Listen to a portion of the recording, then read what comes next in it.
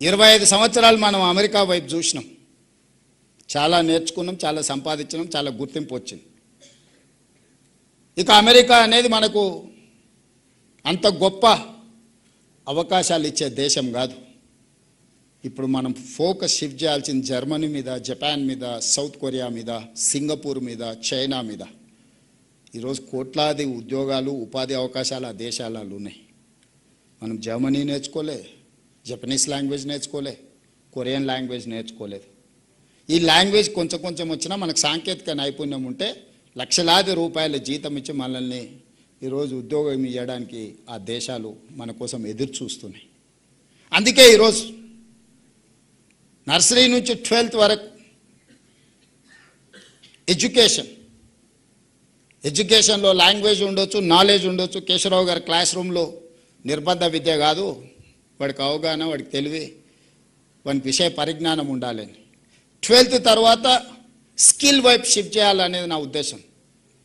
Up to 12th వరకు ప్రపంచం పట్ల సంపూర్ణమైన అవగాహన ఉండాలి.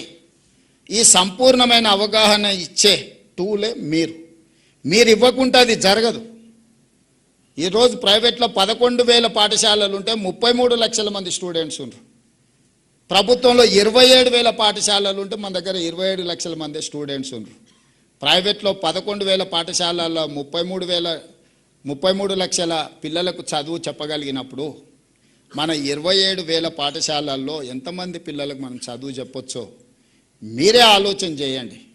రెండవది, అప్పుడప్పుడు కొన్ని రిఫార్మ్స్ మీద మాట్లాడినప్పుడు మా ఉపాధ్యాయ సంఘాలు నా మీద కోపంగా మాట్లాడుతారు. నేను సంఘాల అధ్యక్షులకు ఒక మాట చెప్పదలుచుకున్నాను. మీ సమస్యలన్నీ నాకు వదిలేయండి. ఉపాధ్యాయ సంఘాలు ఏ సమస్యల మీద అయితే కొట్లాడుతున్నారో మీరు అడగకుంటేనే మీ సమస్యను పరిష్కరించే బాధ్యత నేను తీసుకుంటా. మీరు ఏది అడగాల్సిన పని లేదు, మీ ఇంటికి పంపిస్తా.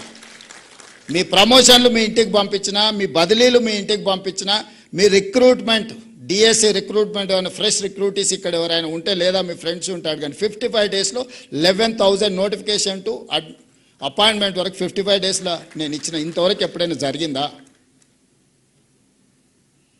ఈ ప్రభుత్వం మీది కాబట్టి మీకోసం పనిచేస్తుంది. మీ సమస్యల పూచి నాది. ఉపాధ్యాయ సంఘాలకు నా సూచన, పిల్లల సమస్యల మీద మీరు కొట్లాడండి నాతోటి. మీ సమస్యల మీద కొట్లాడకండి. మీకు కంఫర్ట్ ఉంది, కంఫర్ట్ లేకపోతే ఏదైనా కావాలంటే నేను ఇస్తా. నెక్స్ట్ 3 years ఆర్ 5 years ఒక పంచవర్ష ప్రణాళిక పెట్టుకొని ఒక 5 ఏళ్లలో ఈ ఎడ్యుకేషన్ సిస్టమ్ని మేము మారుస్తాము, ఆదర్శంగా నిలబెడతాము. ఈ దేశంలోనే కాదు ప్రపంచంలో ఉండే దేశాల నుంచి వచ్చి మా ఇన్స్టిట్యూషన్స్ చూసే విధంగా మేము మారుస్తాము.